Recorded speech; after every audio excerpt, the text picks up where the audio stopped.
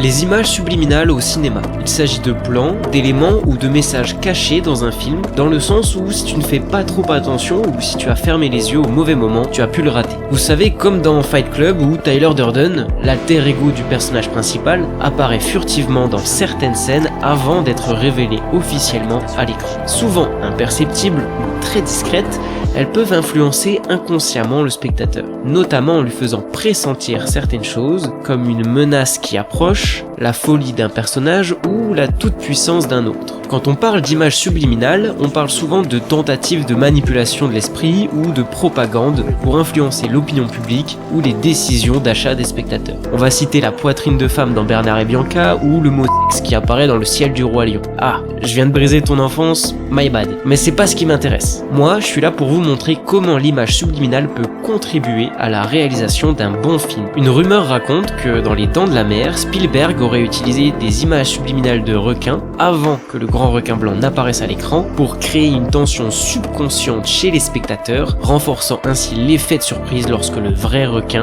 est révélé. Dans Le Seigneur des Anneaux, on va trouver à plusieurs reprises des images très rapides, mais pas trop non plus, de l'œil de Sauron inséré en transition entre deux plans. Cela renforce la présence menaçante de Sauron dans toute la Terre du Milieu et dans tout le film. Dans les deux exemples, l'image subliminale permet de faire passer un message indirect au spectateur. Tu ne l'as pas encore vu, mais il est déjà là.